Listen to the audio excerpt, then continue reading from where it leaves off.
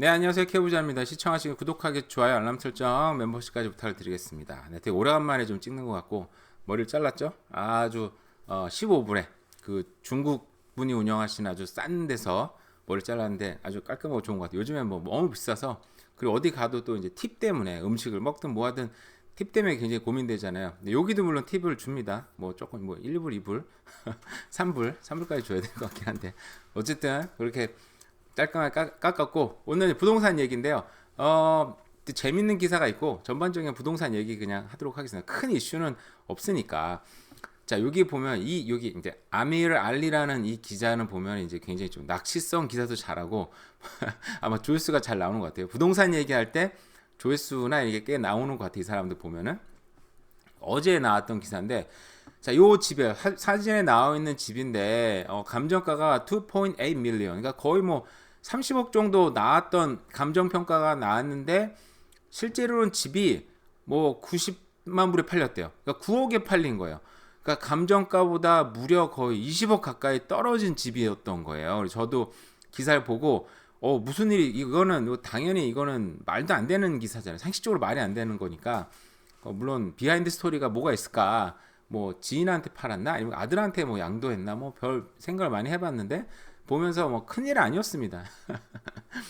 별일 아니고 30억 가까이 이제 평가를 받았고, 위치도 좋아요. 덤발 사우스랜드 네이버후드에 있는 거예요. 그래서 그 UBC하고도 멀지 않고, 제 위치가 보면요, 여기 덤발 사우스랜드 있죠. 뭐 가장 부유한, 제가 늘 얘기하는 여기가 가장 강남 같은 곳인 것 같아요라고 얘기하는, 소위 말하는 이제 여기 밴쿠버 웨스트 지역인 거죠. UBC도 가깝고, 뭐 학군이라 표현이 그렇지만 뭐 최고의 학교나, 그리고 뭐 가장 비싼 집들이 가장 몰려 있는 곳인데 무슨 일이 있었을까 궁금하지 않습니까, 여러분? 별일 아니었습니다. 근데 찾아보니까 딴 게 아니고 여기가 그냥 리스홀드래요. 리스홀드다 보니까 집 굉장히 크고 뭐 오래된 40년 넘은 집이었던 것 같은데, 그래도 외관은 나쁘지 않아요. 이 정도면, 그죠? 잔디 관리도 너무 잘 돼 있죠, 보면은. 그래서 그냥 옛날에도 가격이 뭐 싸게 샀고, 지금도 어느 정도 싼 건 아니지만 그래도 뭐 적당한 가격에 팔렸는데, 이 땅 가격이 쉽게 말해서 이제 여기 아까 얼마였죠? 30억 가까이 됐는데 20억인 거죠, 쉽게 말하면. 땅 가격이 20억이고 뭐 집 가격은 뭐 이제 90만 불에 책정이 됐던 거예요. 그러니까 땅값은 엄청 올랐고, 근데 물론 이제 리스홀드니까 이제 개인주의는 분명히 아닐 테고, 저게 뭐 UBC랑 가까운 거 보니까 UBC가 소유하고 있나, 아니면 뭐 소위 퍼스트 네이션들, 인디언들이 소유하고 있나, 뭐 그 자세하게는 나와 있지는 않지만 일단은 그렇습니다. 위치를 한번 보면요, 아까 얘기했는데 위치 너무 좋아요. UBC가 이렇게 있죠. 그뭐 나발 나온 김에 그냥 좀 리스홀드에서 조금만 더 얘기를 해볼게요.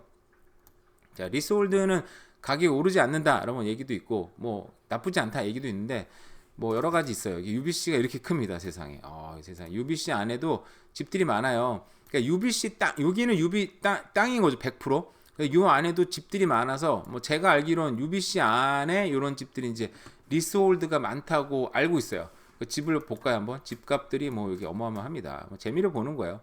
뭐 기본적으로 제가 이제 싼 가격부터 했는데, 뭐 기본적으로 보면 막 뭐 60억, 그죠? 60억, 뭐 86억, 뭐 어마어마한 집들이 있어요. 근데 여기에서 여기 필터에서 고치면 여기에 오너십에 가면요, 리스홀드로 바꿀 수 있습니다. 그러면 리스홀드 바꾸면 이제 리스홀드만 나와요, 이렇게. 아니나 다를까 UBC 내 이제 리스홀드들이 좀 있죠. 가격대 제가 이미 좀 잠깐 봤어요. 자, 보시면 이것도 이거 프리홀드 아닌가, 이거는 프리홀드죠. 자, 리스홀드, 요게 리스홀드인가 보다. 네, 이게 리스홀드인데 32억엔 거기다 듀플렉스야. 가격이 어마어마하죠. 그러니까 여기는 리스홀드가 문제가 뭐냐면, 쉽게 얘기하면 땅을 조차한 거잖아요. 뭐 쉽게 말해 렌트한 건데, 근데 그 조차라고 표현하니까 조금 고급진 단어라고 표현해야 되나? 한 100년 정도, 99년 이렇게 하다 보니까 굉장히 긴 기간인데, 뭐 저는 이제 부동 전문가는 아니니까, 이제 제가 알기로는 UBC는 그런 기간이 이제 없다고 알고 있어요. 그러다 보니까 땅은 UBC 거지만 집 자체는 확실하게 내 소유가 되는데, 일반 리스홀드는 그 건물도 나중에 그 리스 기간이 끝나면 내 소유가 안 돼요. 그러니까 내가 클레임을 내 재산으로 클레임을 할 수가 없다고 저는 알고 있어요. 그래서 집주인이 그 헐으세요 그러면 바로 헐어야 되는데 UBC는 그런 위험은 없다고 제가 알고 있다 보니까 가격이 생각보다 잘 거래되고 사람들이 재산으로 인정을 하는 것 같아요. 물론 이제 제 생각입니다. 3.2 뭐 3.3 밀리언이라고 봐야 되겠네. 근데 여기 보면 가격이 안 올랐냐? 보시면 2009년 서브프라임 모기지 때 많이 떨어졌는지 모르지만 어쨌든 거의 2 밀리언 뭐 가까이 됐었어요. 근데 이게 뭐 10년 좀 안짝으로 흐르면서 여기도 1 밀리언 가까이 올랐습니다. 그죠? 1 밀리언 가까이 올랐어요. 많이 오른 건 아니라고 볼 수 있겠지만 그래도 가격은 오릅니다. 그죠?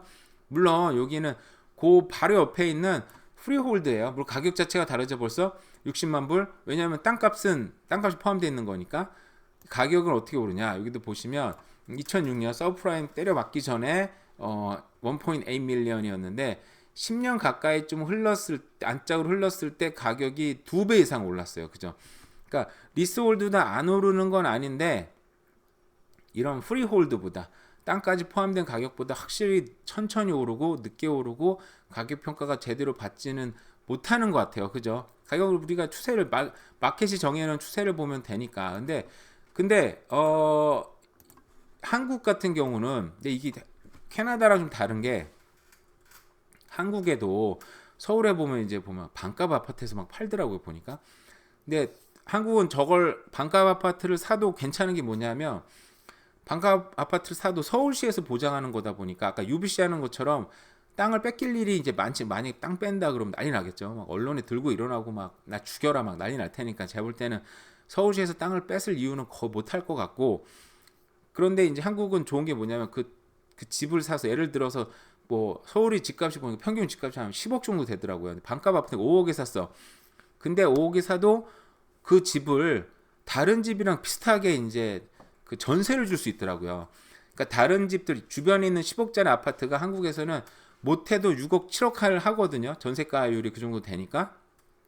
근데 나는 그 집을 5억에 샀는데 전세를 한 6억에 주는 거야. 그러면은 그냥 어떻게 보면 이제 내 돈 하나도 안 쓰고 내 수중에 또 1억이 남죠.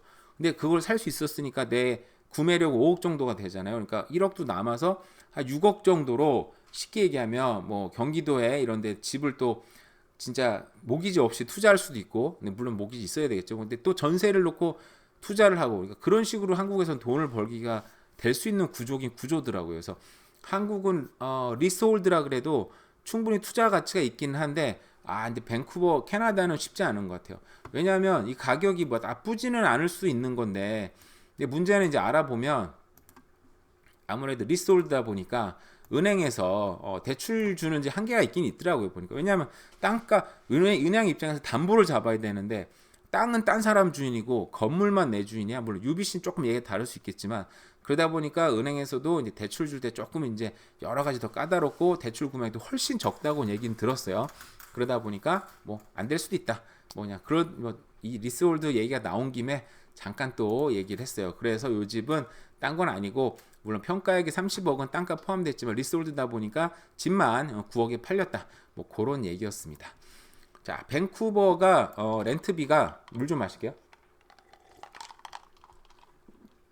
계속 하락세라고 합니다. 그러니까 제가 얘기할 때 집값이 떨어지려면 일단 두 가지 실업률이 엄청 상승한다든지 거기에 플러스 렌트비가 하락해야 된다고 두 가지 제가 실제로 캘거리에서 본 게 그거다 보니까 이게 확실히 나타나야 되는 거 하는데 실업률이 지금 폭등하고 있지는 않은데 렌트비는 하락세가 지속이래요. 그래서 하락세가 지속해서 세입자가 숨통을 틔웠구나라고 봤지만 현실은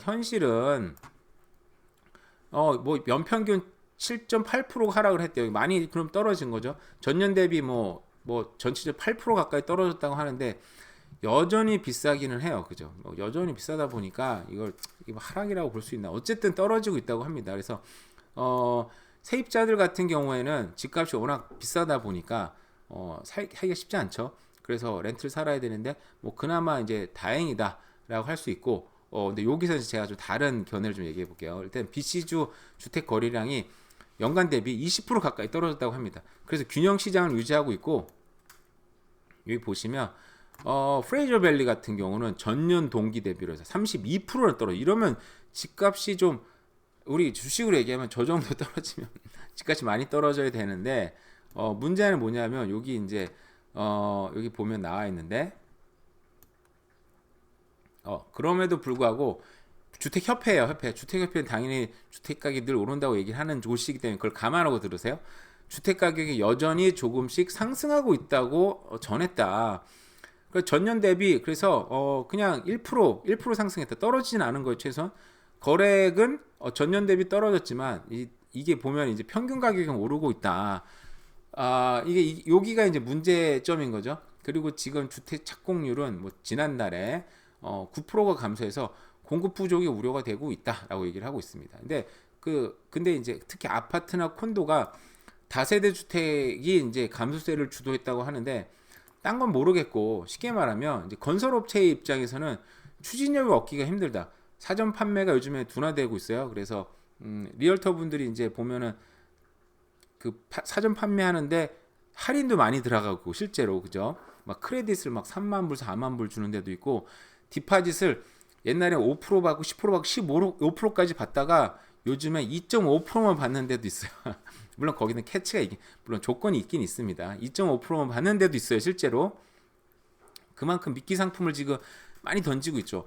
여전히 고금리고 건설 비용이 상승하다 보니까 소위 말해서 마진을 만들기가 너무 쉽지 않아요. 그러니까 돈 벌기가 쉽지 않은 구조가 되다 보니까 자 이렇게 됐습니다. 근데 요즘에 이제 그 우리 캐나다 얘기하기 앞으로도 공급 부족이 많이 생길 거긴 하지만 또 얘기하는 게 주택난이에요. 여전히 뭐 요즘에 그 뭐죠 이 렌트비가 조금 떨어졌다고 하지만 여전히 비싼 렌트비를 유지를 하고 있고 그죠. 공급은 좀 부족해진다 그러고 주택난은 분명히 맞는데 주택가격이 왜 떨어질까? 그러면 우리가 정말 주택난이 맞나? 생각을 할 수 있는 거죠. 역으로 생각해보면 그렇게 얘기할 수 있는 거죠.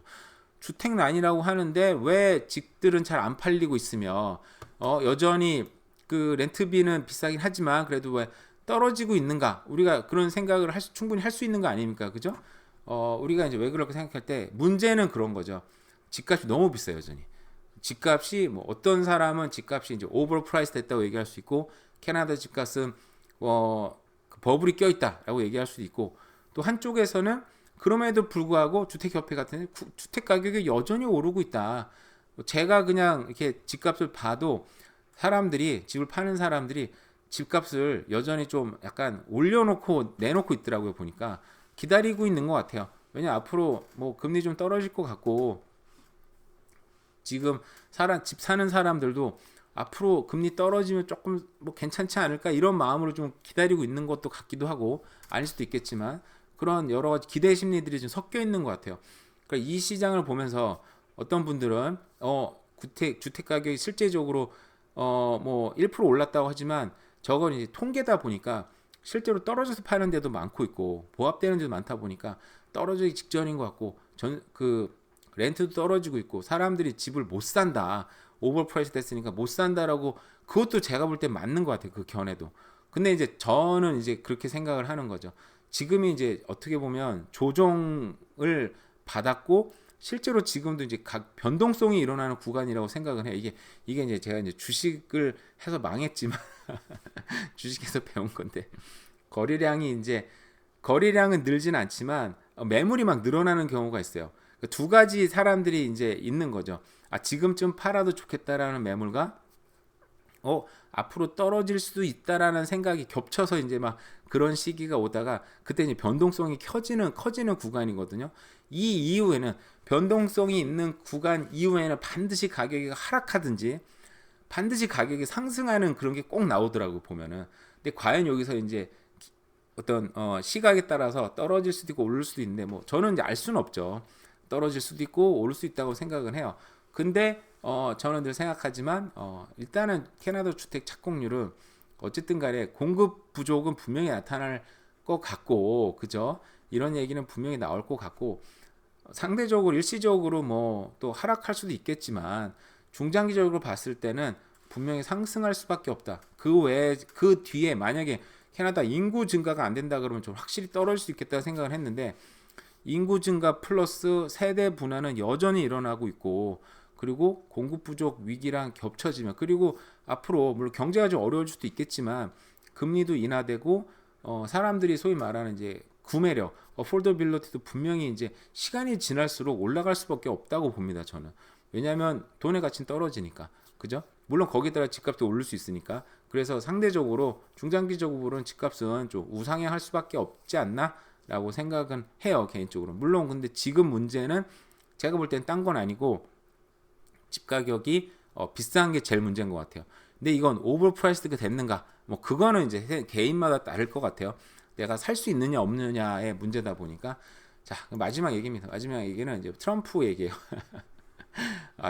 어제 저도 이제 일하면서 왔다 갔다 하면서 뉴스를 보니까 트럼프가 이제 그 대통령 그 후보 수락 연설을 하는데 이게 완전히 거의 축제 같은 분위기더라고요. 보니까 이제 그 상대적으로 바이든이 너무 노쇠한 치매 걸린 거 아니냐 그런 말이 나올 정도 노쇠한 모습을 보였고, 얼마 전에 저격 사건도 있었고, 귀를 스쳐 지나가서 이거는 자작극이라고 얘기하기도 그렇고, 그죠? 트럼프가 되면 일단 오일 시장은 좋아질 수 있어요. 제가 볼 때는 그 클래식한 오일 시장, 가스앤 오일 시장이 좋아지면, 제가 한번 그 캘거리 특집하면서 캘거리 시장은 좀 더 좋아질 수도 있겠다. 근데 전체적으로 캐나다는 오일 산업의 비중이 큽니다. 그래서 오일 산업이 좋아지면 제가 볼 때는 캐나다 전체적으로 분명히 수혜를 또 볼 수 있지 않을까라는 생각은 개인적으로 했어요. 이게 맞을 수 있고 틀릴 수도 있겠죠. 여러분 각자 또 생각해 보시면 좋을 것 같습니다. 어쨌든 오늘 날씨도 요즘에 너무 좋고, 그래서 이렇게 더우니까 호수를 꼭 가야 되겠다 생각을 하고 있습니다. 여러분의 또 휴가 계획은 어떤가요? 오늘 남은 하루도 어쨌든 잘 보내세요. 감사합니다.